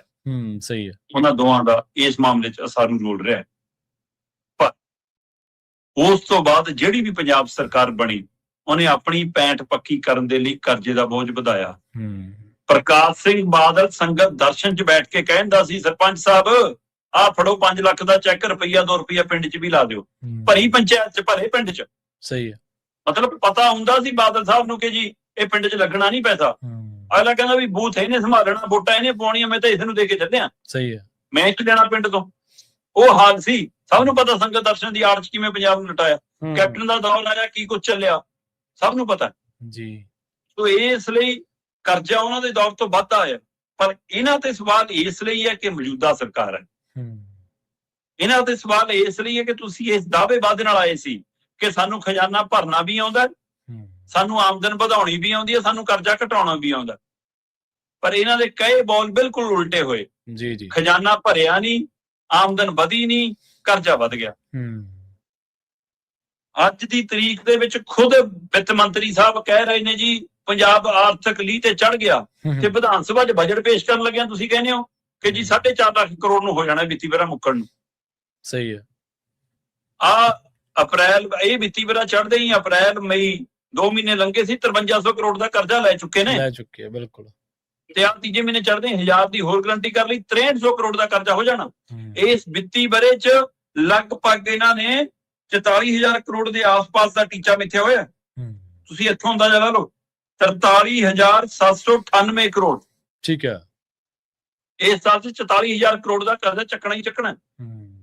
ਤੇ ਦੱਸੋ ਜੀ ਤੁਸੀਂ ਕਿਹੜੀ ਆਪਣੀ ਐਸ਼ੋਰਾਮ ਘਟਾਇਆ, ਕਿਹੜਾ ਆਪਣਾ VIP ਪਣਾ ਘਟਾਇਆ? ਅਸੀਂ ਤਾਂ ਉਲਟਾ ਉਹ ਜਿਵੇਂ ਮਤਲਬ ਕਿ ਨਜਾਇਜ਼ ਔਲਾਦ ਹੁੰਦੀ ਆ ਨਾ, ਤੇ ਉਹ ਕੋਈ ਸੜਕ ਤੇ ਸਿੱਟ ਕੇ ਚਲਾ ਗਿਆ, ਫਿਰ ਕੋਈ ਵਿਚਾਰਾ ਭਗਤ ਬੰਦਾ ਪਾਲ ਲੈਂਦਾ ਕਿ ਚਲੋ ਜੀਵ ਹੈ। ਅਸੀਂ ਤਾਂ ਉਵੇਂ ਕੇਜਰੀਵਾਲ, ਮਨੀਸ਼ ਸਿਸੋਦੀਆ, ਸੰਦੀਪ ਪਾਠਕ, ਰਾਘਵ ਚੱਡਾ ਸਾਰੇ ਪਾਲਦੇ ਰਹੇ। ਮਤਲਬ ਦਿੱਲੀ ਤੋਂ ਤੁਸੀਂ ਹਾਰ ਹੁਰ ਕੇ ਮੂੰਹ ਚੱਕ ਕੇ ਇੱਧਰ ਨੂੰ ਆ ਜਾਂਦੇ, ਤੇ ਅਸੀਂ ਗੋਦੀ ਚੱਕ ਕੇ ਖਿਲਾ ਰਹੇ ਹਾਂ। ਦੇ ਸਿਕਿਉਰਿਟੀ, ਦੇ ਕੋਠੀਆਂ, ਦੇ ਲਾਲ ਅਕਸ਼ਰ, ਦੇ ਅਫਸਰ, ਅਸਲ ਨਜਾਇਜ਼ ਔਲਾਦਾਂ ਪਾਲੀ ਜਾਂਦੇ ਆ ਜੀ। ਸਹੀ ਹੈ, ਸਹੀ ਹੈ। ਉਹਦਾ ਬੋਝ ਕਿਹਦੇ ਸਿਰ ਤੇ? ਇਸ ਲਈ ਪਹਿਲੀਆਂ ਸਰਕਾਰਾਂ ਤੋਂ ਵੱਧ ਕੇ ਜ਼ਿੰਮੇਵਾਰ ਨੇ, ਕਿਉਂਕਿ ਇਹ ਸਾਡੀਆਂ ਭਾਵਨਾਵਾਂ ਨਾਲ ਸ਼ਰੇਆਮ ਖੇਲੇ ਨੇ ਜੀ। ਸਹੀ ਹੈ, ਬਿਲਕੁਲ। ਇਸ ਲਈ ਜ਼ਿੰਮੇਵਾਰੀ ਬਣਦੀ ਹੈ। ਔਰ ਅਫਸੋਸ, ਆਪਾਂ ਗੱਲਾਂ ਕਰੀ ਜਾਣੀਆਂ, ਇਹਨਾਂ ਨੇ ਕਰਜ਼ਾ ਚੱਕੀ ਜਾਣਾ, ਉਹਨੇ ਵੱਧਦਾ ਜਾਣਾ, ਇਹਦਾ ਕੋਈ ਹੱਲ ਨਹੀਂ ਦਿਖਦਾ। ਇਹ ਇਸ ਹੱਦ ਤੱਕ ਚਲਿਆ ਗਿਆ ਮਾਮਲਾ ਕਿ 4.5 ਲੱਖ ਕਰੋੜ ਵਾਲਾ ਵੀ ਮੈਨੂੰ ਉੱਪਰ ਜਾਂਦਾ ਦਿਖਦਾ ਹੈ ਜੀ। ਬਿਲਕੁਲ। ਜਿੰਨਾ ਮਲਾਹਾਂ ਦਾ ਕੰਮ ਤਾਂ ਬੇੜੀ ਪਾਰ ਲਾਉਣਾ ਹੁੰਦਾ ਜੀ, ਜੇ ਮਲਾਹ ਹੀ ਡੋਬਣ ਤੇ ਹੋ ਜਾਣ ਫਿਰ ਪਾਰ ਕੌਣ ਲੱਗੂਗਾ। ਅਗਲੀ ਗੱਲ ਕਰੀਏ ਚੰਗੇ ਕਦਮ ਦੀ, ਜਿਹੜਾ ਕਿ ਨਸ਼ਿਆਂ ਤੋਂ ਦੂਰੀ ਦੇ ਲਈ ਵਿਦਿਆਰਥੀਆਂ ਵਾਸਤੇ ਚੁੱਕਿਆ ਗਿਆ। ਉਹਦੇ ਵਿੱਚ ਇਹ ਹੈ ਕਿ ਵਿਦਿਆਰਥੀਆਂ ਨੂੰ ਜਿਹੜੀ ਆ ਉਹ ਨਸ਼ੇ ਤੋਂ ਦੂਰੀ ਬਣਾਉਣ ਵਾਸਤੇ ਸਿੱਖਿਆ ਦਿੱਤੀ ਜਾਊਗੀ ਜੀ। ਇਹ ਸਾਰਥਕ ਕਦਮ ਪੰਜਾਬ ਦੇ ਸਿਲੇਬਸ ਦੇ ਵਿੱਚ ਜੀ ਇਹ ਚੀਜ਼ਾਂ ਨੂੰ ਸ਼ਾਮਲ ਕੀਤਾ ਜਾ ਰਿਹਾ ਕਿ ਨਸ਼ੇ ਦੇ ਨਾਲ ਕੀ ਪ੍ਰਭਾਵ ਪੈਂਦਾ, ਕੀ ਨੁਕਸਾਨ ਹੁੰਦਾ, ਕੀ ਮਾਰ ਪੈਂਦੀ ਹੈ, ਕਿਹੋ ਜਿਹੇ ਰੋਗ ਲੱਗਦੇ ਨੇ, ਕਿਹੋ ਜਿਹਾ ਸਮਾਜਿਕ ਮੁਸ਼ਕਲ ਆਉਂਦੀਆਂ ਨੇ, ਨਸ਼ੇ ਤੋਂ ਦੂਰੀ ਕਿਵੇਂ ਰੱਖੀ ਜਾ ਸਕਦੀ ਹੈ, ਨਸ਼ੇ ਤੋਂ ਕਿਵੇਂ ਬਚਿਆ ਜਾ ਸਕਦਾ, ਚੰਗੇ ਕੰਮਾਂ ਦੇ ਵੱਲ ਨੂੰ ਕਿਵੇਂ ਆਪਣਾ ਜੀਵਨ ਲਾਇਆ ਜਾ ਸਕਦਾ। ਇਹਦੇ ਲਈ ਬਕਾਇਦਾ ਤੌਰ ਤੇ ਇੱਕ ਸਿਲੇਬਸ ਤਿਆਰ ਕੀਤਾ ਗਿਆ।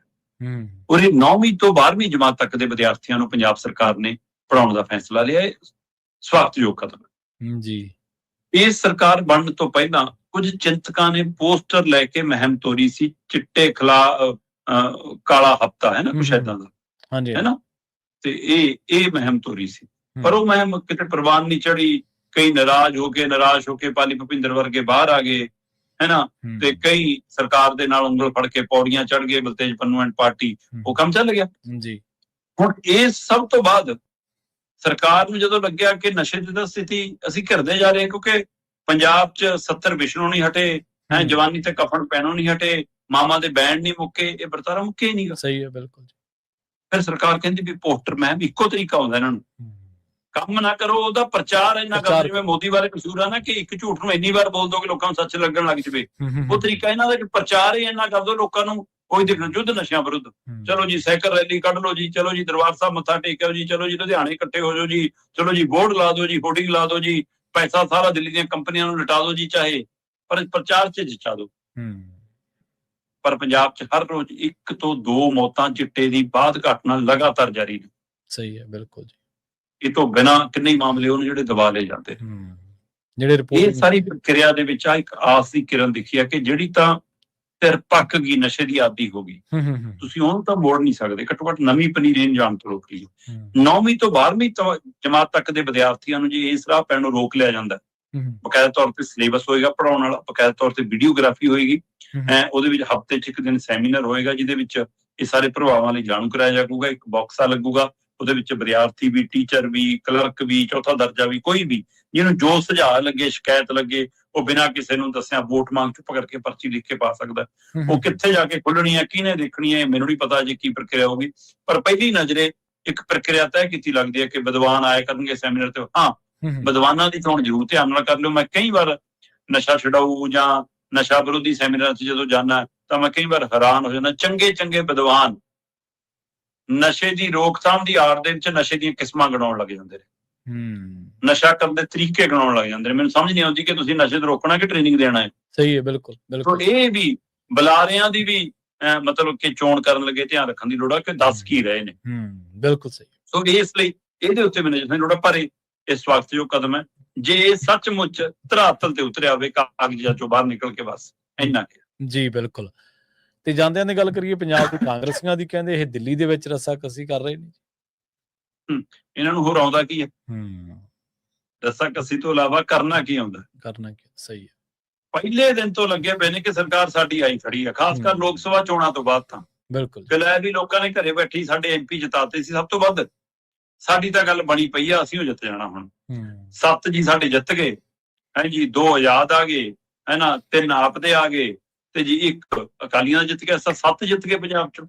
ਸੋ 63 ਸੀਟਾਂ ਜਿੱਤੀ ਬੈਠੇ ਆ ਜੀ ਉਸ ਹਿਸਾਬ ਨਾਲ ਸਰਕਾਰ। ਇਸ ਲਈ ਇਹ ਤਾਂ ਗਰੰਟੀ ਮੰਨ ਕੇ ਚੱਲ ਪਏ ਸਰਕਾਰ ਆਪਣੀ। ਕੋਈ ਰੋਡ ਮੈਪ ਨਹੀਂ, ਕੋਈ ਏਜੰਡਾ ਨਹੀਂ, ਕੋਈ ਪੰਜਾਬ ਦੇ ਲਈ ਨਕਸ਼ਾ ਨਹੀਂ ਘੜਿਆ। ਬਸ ਸਾਨੂੰ MLA ਬਣਾ ਦੂ ਤੇ ਅਸੀਂ ਸਿੱਧੇ ਹੀ ਮੰਤਰੀ ਬਣ ਕੇ ਮੁੱਖ ਮੰਤਰੀ ਬਣ ਜਾਾਂਗੇ। ਇੰਨੇ ਮੁੱਖ ਮੰਤਰੀ ਬਣਨ ਲਈ ਕਾਹਲੇ ਨੇ। ਤੇ ਜੀ ਦਿੱਲੀ ਵਾਲੀ ਇਹਨਾਂ ਦੀ ਹਾਈ ਕਮਾਂਡ ਦਾ ਉਹੀ ਪੁਰਾਣਾ ਘਸਿਆ ਪਿੱਟਾ ਤਰੀਕਾ, ਕਮੇਟੀਦਾਰ ਕਮੇਟੀ ਬਣਾਈ ਜਾਓ, ਦਿੱਲੀ ਬੁਲਾਈ ਜਾਓ, ਕਰੀ ਜਾਓ ਮੀਟਿੰਗ। ਆਪਾਂ ਇੱਕ ਵਾਰ ਗੱਲ ਕਰਦੇ ਰਹੇ ਹਾਂ ਹਾਂਜੀ ਹਾਂਜੀ ਕਿ ਵੀ ਆਮ ਆਦਮੀ ਪਾਰਟੀ ਦੇ ਸੁਪਰੀਮੋ ਕੇਜਰੀਵਾਲ, ਮਨੀਸ਼ ਸਿਸੋਦੀਆ ਆ ਪੰਜਾਬ ਦੀ ਕੈਬਨਿਟ ਨੂੰ, ਪੰਜਾਬ ਦੇ ਆਮ ਆਦਮੀ ਪਾਰਟੀ ਦੇ MLA ਨੂੰ ਦਿੱਲੀ ਸੱਦ ਲੈਂਦੇ ਨੇ। ਬਈ ਇੱਥੋਂ ਇੰਨੀਆਂ ਗੱਡੀਆਂ ਕਾਫਲੇ ਜਾਂਦੇ ਨੇ, ਤੁਸੀਂ 2 ਜਣੇ ਉਹ ਵੀ ਤਾਂ ਚੋਪਰ ਤੁਹਾਨੂੰ ਢਾਉਂਦਾ ਹੀ ਆ। ਬਿਲਕੁਲ ਬਿਲਕੁਲ। ਤੇ 2 ਜਣੇ ਤੁਸੀਂ ਆ ਜਾਓ ਉਰੇ, ਕਿ ਇੰਨਾ ਖਰਚਾ ਕਿਉਂ ਕਰਾਉਣੇ? ਉਹੀ ਹਾਲ ਕਾਂਗਰਸ ਦਾ। ਆ 3 ਮੈਂਬਰੀ ਕਮੇਟੀ ਬਣਾਈ ਨਵੀਂ, ਅਜੇ ਮਾਕਨ ਹੋਰੀ, ਆ ਭਜਨ ਲਾਲ ਇੱਥੇ ਇਹਦੇ ਵਾਲਾ ਰਾਜਸਥਾਨ ਵਾਲਾ ਇੱਕ ਹੈ ਨਾ, ਤੇ ਇਸੇ ਤਰ੍ਹਾਂ ਵੀ ਨਟਰਾਜਨ ਜਿਹੜੀ ਜਿਹਦਾ ਪੰਗਾ ਪਿਆ ਰਾਜ ਸਭਾ ਵਾਲਾ, ਇਹ 3 ਮੈਂਬਰੀ ਕਮੇਟੀ ਬਣਾਤੀ। ਹੁਣ ਇਹ 3 ਮੈਂਬਰ ਹੋਣਗੇ, ਚਲੋ ਜੀ ਖੜਗੇ ਸਾਹਿਬ ਨੇ ਬੈਠਣਾ, ਚੌਥੇ ਹੋਣਗੇ ਰਾਹੁਲ ਗਾਂਧੀ ਨੇ ਬੈਠਣਾ, 5ਵੇਂ ਹੋਣਗੇ, ਚਲੋ ਹੋਰ ਕਿਸੇ ਨੂੰ ਬਿਠਾਉਣਾ, 2-4 ਲੀਡਰਾਂ ਨੂੰ, ਕਿਸੇ ਨੂੰ ਵੇਨੂ ਗੋਪਾਲ ਤੇ ਕਿਸੇ ਹੋਰ ਨੂੰ, ਜਾਂ ਤੁਸੀਂ ਆਪਣਾ ਬਘੇਲ ਨੂੰ। ਮੈਂ ਕਹਿੰਦਾ 11 ਮੈਂਬਰੀ ਕਮੇਟੀ ਹੋਊ। ਹੁਣ 11 ਜਣੇ ਪੰਜਾਬ ਆਉਣਾ ਆਸਾਨ ਸੀ ਕਿ ਇੱਥੋਂ 500-700 ਕਾਂਗਰਸੀਆਂ ਦਾ ਜਾਣਾ ਆਸਾਨ ਸੀ? ਸਹੀ ਹੈ, ਬਿਲਕੁਲ। ਮਤਲਬ ਚੰਡੀਗੜ੍ਹ ਦਾ 에ਅਰਪੋਰਟ ਇੰਜ ਬਣ ਗਿਆ ਸੀ ਜਿਵੇਂ ਸਰਕਾਰੀ ਬੱਸ ਅੱਡਾ ਹੋਵੇ ਤੇ ਬੱਸ 'ਚ ਖੜ ਕੇ ਸਵਾਰੀ ਜਾਣਾ ਹੋਵੇ। ਕਾਂਗਰਸੀ ਟੈਚੀ ਚੱਕ ਚੱਕ ਭੱਜੇ ਜਾ ਰਹੇ ਸੀਗੇ, ਚਲੋ ਵੀ ਫਟਾਫਟ ਜਹਾਜ਼ ਛੁੱਟ ਨਾ ਜਾਵੇ। ਆਹ ਹਾਲ ਸੀ ਜੀ। 117 ਦਾ ਦਾਅਵੇਦਾਰ ਹੈਗੇ ਨੇ ਨਾ ਜਿਨ੍ਹਾਂ ਨੇ ਚੋਣ ਲੜਨੀ ਆ, ਤੇ ਉਹ ਵੀ ਨੇ ਜਿਹੜੇ ਕੁਝ ਮੌਜੂਦਾ MLA ਨੇ, ਕੁਝ ਸਾਬਕਾ MLA ਨੇ, ਕਈ ਪੁਰਾਣੇ ਕਨਵੀਨਰ ਨੇ, ਕਈ ਨਵੇਂ ਨੇ, ਕੋਈ ਕੋਰ ਕਮੇਟੀ ਮੈਂਬਰ ਹੈ, ਕੋਈ ਪੰਜਾਬ ਕਮੇਟੀ ਮੈਂਬਰ ਹੈ, ਕੋਈ ਪ੍ਰਧਾਨ ਦੀ ਟੀਮ ਦੇ ਵਿੱਚ ਹੈ, ਕੋਈ ਵਿਰੋਧੀ ਧਿਰ ਦੀ ਟੀਮ ਦੇ ਵਿੱਚ ਹੈ ਨਾ, ਕੋਈ ਕਈ 4 ਧੜੇ ਨੇ, ਫਿਰ ਜ਼ਿਲ੍ਹਾ ਪ੍ਰਧਾਨ, ਬਲਾਕ ਪ੍ਰਧਾਨ, ਫਲਾਣਾ ਪ੍ਰਧਾਨ ਹੈ ਨਾ ਜੀ, ਆਹ ਆਰਗੇਨਾਈਜੇਸ਼ਨ ਗਰੁੱਪ, ਆ ਫਲਾਣਾ ਗਰੁੱਪ। ਮੈਂ ਕਹਿੰਦਾ ਸਾਰੇ ਬੁਲਾ ਲਏ ਜੀ, 3 ਦਿਨ ਚੱਲਣਾ ਇਹ ਕੰਮ। ਮੈਨੂੰ ਦੱਸੋ ਜੀ ਕਿ ਇਹ ਕੋਈ ਮੈਡੀਕਲ ਕੈਂਪ ਹੈ ਕਿ ਤੁਸੀਂ 500 ਬੰਦੇ ਦੀ ਨਬਜ਼ ਫੜੀ ਜਾਓਗੇ, ਤੁਹਾਨੂੰ ਬਿਮਾਰੀ ਪਤਾ ਲੱਗੀ ਜਾਊਗੀ ਕਿ ਹਾਂਜੀ ਚੱਲ ਵੀ ਅਗਲਾ, ਚੱਲ ਵੀ ਅਗਲਾ। ਸਹੀ ਹੈ। ਕੀ ਸੁਣ ਲਓਗੇ 3 ਦਿਨਾਂ ਦੇ ਵਿੱਚ ਇਹਨਾਂ ਨੂੰ? ਮਤਲਬ ਪ੍ਰਤਾਪ ਬਾਜਵਾ ਤੁਹਾਨੂੰ 2 ਮਿੰਟ 'ਚ ਕੀ ਦੱਸ ਦੂਗਾ ਪੰਜਾਬ ਬਾਰੇ ਜੀ? ਸੁਖਜਿੰਦਰ ਰੰਧਾਵਾ 1.5 ਮਿੰਟ 'ਚ ਕੀ ਦੱਸ ਦੂਗਾ ਜੀ? ਪ੍ਰਗਟ ਸਿੰਘ 1.5 ਮਿੰਟ 'ਚ ਕੀ ਦੱਸ ਦੂਗਾ ਜੀ ਤੁਹਾਨੂੰ ਪੰਜਾਬ ਬਾਰੇ? ਹੈ ਨਾ, ਖਹਿਰੇ ਵਰਗਾ ਬੰਦਾ ਜਿਹਨੇ ਉਹ ਸਾਰਾ ਬਗੜ ਕੇ ਗੱਲ ਕਰਨੀ ਹੁੰਦੀ ਆ, ਉਹ ਦੱਸੋ ਜੀ 30 ਸਕਿੰਟ ਦਵਾਂਗੇ ਜੀ ਤੁਹਾਨੂੰ, 2 ਮਿੰਟ ਦਵਾਂਗੇ ਜੀ, ਕੀ ਦੱਸਣਗੇ? ਤੇ ਪੁੱਛ ਕੌਣ ਰਹੇ ਨੇ? ਉਹ ਜਿਨ੍ਹਾਂ ਨੂੰ ਸ਼ੰਭੂ ਤੇ ਸਿੰਘੂ 'ਚ ਨਹੀਂ ਫਰਕ ਪਤਾ। ਸਹੀ ਹੈ। ਜਿਨ੍ਹਾਂ ਨੂੰ ਪੰਜਾਬ ਦਾ ਸੱਭਿਆਚਾਰ ਨਹੀਂ ਪਤਾ, ਉਹ ਮਤਲਬ ਇਸ ਲਈ ਇਹਨਾਂ ਨਾਲੋਂ ਵੱਧ ਤਾਂ ਇਹ ਜਾਣਦੇ ਨੇ। ਜੇ ਆਪ ਇਹਨਾਂ ਦਾ ਅਕਲ ਹੋਵੇ ਤਾਂ ਕਾਹਨੂੰ ਸਿਰ ਪੜਾਉਣਾ ਆਪਸ 'ਚ? ਸਹੀ ਹੈ। ਤੇ ਇਸ ਲਈ ਉਹ ਪ੍ਰਤਾਪ ਬਾਜਵਾ ਬਾਹਰ ਕੇ ਕਹਿੰਦਾ ਮੈਂ ਤਾਂ ਕਹਿਤਾ ਜੀ, ਜੋ ਕਰਨਾ ਕਰ ਦੋ, ਜੇ ਬਣਾਉਣਾ ਕੁਝ ਬਣਾ ਦਿਓ ਜੀ, ਨਹੀਂ ਦੇਖੀ ਜਾਊਗੀ। ਚੋਣਾਂ ਛੇਤੀ ਵੀ ਹੋ ਸਕਦੀਆਂ, ਚੋਣਾਂ ਬਾਅਦ ਚੋਂ ਵੀ ਹੋ ਸਕਦੀਆਂ, ਚੋਣਾਂ ਦੀ ਤਿਆਰੀ ਹੈ, ਤੁਹਾਡੀ ਕੋਈ ਤਿਆਰੀ ਹੋਣੀ। ਮਤਲਬ ਅੱਕੇ ਪਏ ਨੇ ਭੀਤਰ। ਸਹੀ ਹੈ। ਕਾਰਨ ਰਾਹੁਲ ਗਾਂਧੀ ਕਹਿੰਦਾ ਰਾਜਾ ਵੜਿੰਗ ਨੂੰ ਪ੍ਰਧਾਨ ਰੱਖਣਾ, ਵੀ ਔਖੇ ਸਮੇਂ ਖੜਾ ਰਿਹਾ, ਸਾਰੇ ਭੱਜ ਗਏ ਸੀ ਉਸ ਸਮੇਂ, ਕੋਈ ਸਾਂਭਣ ਨੂੰ ਤਿਆਰ ਨਹੀਂ, ਜਾ ਸਾਂਭਿਆ। ਚਲੋ ਵਰਕਿੰਗ ਪ੍ਰਧਾਨ, ਕਾਰਜਕਾਰੀ ਪ੍ਰਧਾਨ ਨਾਲ ਲਾ ਦਿਓ ਵਿਜੇਂਦਰ ਸਿੰਗਲਾ ਨੂੰ। ਵਿਜੇਂਦਰ ਸਿੰਗਲਾ ਕਹਿੰਦਾ ਨਾ, ਸਰਵਾਲਾ ਨਹੀਂ ਬਣਨਾ, ਲਾੜਾ ਬਣਾਓ, ਕਲਗੀ ਲਾਓ ਪੂਰੀ। ਸਹੀ ਹੈ, ਬਿਲਕੁਲ। ਮੈਂ ਨਹੀਂ ਇਹ ਬਣਦਾ। ਚਲੋ ਕਹਿੰਦੇ ਫਿਰ ਚਰਨਜੀਤ ਚੰਨੀ ਨੂੰ ਚੋਣ ਕੰਪੇਨ ਦਾ ਮੁਖੀ ਦਾ ਬਣਾਓ। ਕਹਿੰਦਾ ਚੋਣ ਕੰਪੇਨ ਦਾ ਮੁਖੀ ਕੀ ਹੁੰਦਾ? ਮੁੱਖ ਮੰਤਰੀ ਦਾ ਚਿਹਰਾ ਲਾਉਣ ਦਿਓ ਤਾਂ ਗੱਲ ਕਰੋ, ਨਹੀਂ ਫਿਰ ਬਣਾ ਲਓ ਜਿਹਨੂੰ ਬਣਾਉਣਾ। ਸਹੀ ਹੈ। ਪ੍ਰਤਾਪ ਬਾਜਵਾ ਨੂੰ ਕਹਿੰਦੇ ਤੂੰ ਇੱਧਰ ਆ ਜਾ, ਕਹਿੰਦਾ ਮੈਂ ਇੱਧਰ ਤਾਂ ਆਜੂ, ਉਧਰ ਕਿਸੇ ਹੋਰ ਨੂੰ ਦੇ ਦੋਗੇ, ਮੈਂ ਨਾ ਉਧਰ ਜੋਗਾ ਰਹਿਣਾ ਨਾ ਇੱਧਰ ਜੋਗਾ। ਘੱਟੋ ਘੱਟ ਉਹ ਤਾਂ ਮੇਰੇ ਕੋਲ ਹੈਗਾ ਹਲੇ, ਉਹਦਾ ਕੋਈ ਵੀ ਜ਼ਿੰਮੇਵਾਰੀ ਲੈਣ ਨੂੰ ਤਿਆਰ ਨਹੀਂ ਹੈਗਾ। ਸਹੀ ਗੱਲ। ਮੁੱਖ ਮੰਤਰੀ ਸਾਰੇ ਬਣਨਾ ਚਾਹੁੰਦੇ ਨੇ, ਕੋਈ ਪਹਿਲਾਂ MLA ਬਣ ਜੋਗੇ ਤਾਂ ਹੋ ਜਾਓ। ਸਹੀ ਹੈ। ਫਿਰ ਮੁੱਖ ਮੰਤਰੀ ਦੀ ਵਾਰੀ ਆਊ ਜੀ। ਸੋ ਇਸ ਲਈ ਇਹਨਾਂ ਦਾ ਕਾਟੋ ਕਲੇਸ਼ ਜਿਹੜਾ ਪੰਜਾਬ 'ਚ ਚੱਲਦਾ ਸੀ, ਉਹ ਦਿੱਲੀ ਚੱਲੀ ਜਾਂਦਾ। ਤੇ ਤੈਅ ਕਰਨ ਵਾਲੇ ਦੇ ਵਿੱਚੋਂ ਭੁਪੇਸ਼ ਬਘੇਲ ਵਰਗਾ ਇਹਨਾਂ ਦਾ ਇੰਚਾਰਜ ਲਾਇਆ ਹੈ। ਉਹ ਈਡੀ ਦੀ ਰਡਾਰ ਤੇ ਆ, ਉਹ ਪਤਾ ਨਹੀਂ ਕੱਲ ਨੂੰ ਅੰਦਰ ਖਾਤੇ ਕਿਹਦੀ ਬੋਲੀ ਜਾਵੇ, ਇਹ ਨਹੀਂ ਪਤਾ। ਸਹੀ ਹੈ, ਬਿਲਕੁਲ ਜੀ। ਤੋ ਇਸ ਲਈ ਇਹ ਬਹੁਤ ਮਾੜਾ ਹਾਲ ਹੈ ਸਾਡੀਆਂ ਸਾਰੀਆਂ ਰਾਜਨੀਤਿਕ ਧਿਰਾਂ ਦਾ, ਔਰ ਖਾਸ ਕਰਕੇ ਪੰਜਾਬ ਦੇ ਲਈ, ਪੰਜਾਬ ਦੀਆਂ ਰਾਜਨੀਤਿਕ ਧਿਰਾਂ ਦੇ ਲਈ ਇਹ ਵੱਡੀ ਚੁਣੌਤੀ ਹੈ। ਪੈਨ ਪੰਜਾਬ ਲੀਡਰ ਨਹੀਂ ਸਾਨੂੰ ਮਿਲ ਰਿਹਾ ਕੋਈ ਵੀ ਪੂਰੇ ਪੰਜਾਬ 'ਚ, ਸਾਰੀਆਂ ਸਭਾ 'ਚ, ਸਾਰੇ ਖੇਤਰਾਂ ਦੇ ਵਿੱਚ ਕੋਈ ਪ੍ਰਵਾਨ, ਪਾਰਟੀ ਪੱਧਰ ਤੇ ਵੀ ਪੰਜਾਬ ਪੱਧਰ ਤੇ ਲੀਡਰ ਨਹੀਂ ਹੈਗੇ ਜੀ। ਰੌਲਾ ਇਹੀ ਹੈ ਨਾ ਸ਼ਰਮਾ ਜੀ, ਜਿਵੇਂ ਤੁਸੀਂ ਆਖਿਆ ਹੀ ਹੈ ਵੀ ਪਹਿਲਾਂ ਐਮਐਲਏ ਜਿੱਤਣਗੇ ਫੇਰ ਹੀ ਮੁੱਖ ਮੰਤਰੀ ਬਣੂਗਾ। ਜੇ ਤੁਹਾਡੇ ਤੋਂ ਐਮਐਲਏ ਨਾ ਜਿਤਾਏਗੇ, ਜੇ ਤੁਸੀਂ ਦਿੱਲੀ ਜੋਗੀ ਰਹਿ ਗਏ, ਉੱਥੇ ਬੈਠੇ ਹੀ ਗੱਲਾਂ ਮਾਰੀ ਗਏ, ਇੱਥੇ ਚੋਣ ਕੰਪੇਨ ਚੱਲਦੀ ਹੋਈ, ਤਾਂ ਫਿਰ ਤੁਸੀਂ ਕੀ ਕਰੋਗੇ? ਔਰ ਲੋਕ ਵੀ, ਇਹਨਾਂ ਦੇ ਵਰਕਰ ਵੀ ਨਿਰਾਸ਼ ਹੁੰਦਾ ਜੀ। ਇਸ ਤਰੀਕੇ ਨਾਲ ਲੋਕ ਵੀ ਟੁੱਟਦੇ ਨੇ। ਅਗਲੇ ਕਹਿੰਦੇ ਨੇ ਕਿ ਦੂਜੀਆਂ ਪਾਰਟੀਆਂ ਦਾ ਪ੍ਰਚਾਰ ਸੁਣੋ, ਇਹਨਾਂ ਨੂੰ ਤੁਰੇ ਫਿਰਨ ਦਿਓ। ਬਹੁਤ ਧੰਨਵਾਦ ਸ਼ਰਮਾ ਜੀ ਇਹਨਾਂ ਖਾਸ ਖਬਰਾਂ ਤੇ ਖਾਸ ਜਾਣਕਾਰੀਆਂ ਦੇ ਲਈ ਜੀ। ਸਤਿ ਸ੍ਰੀ ਅਕਾਲ ਜੀ। ਪ੍ਰੋਗਰਾਮ ਖਬਰ ਤੇ ਨਜ਼ਰ ਨੂੰ ਆਪਾਂ ਇੱਥੇ ਹੀ ਸਮਾਪਤ ਕਰਾਂਗੇ। ਸਮਾਂ ਇਜਾਜ਼ਤ ਨਹੀਂ ਦਿੰਦਾ। ਤੁਹਾਡਾ ਸਾਰਿਆਂ ਦਾ ਬਹੁਤ ਧੰਨਵਾਦ। ਸਤਿ ਸ੍ਰੀ ਅਕਾਲ।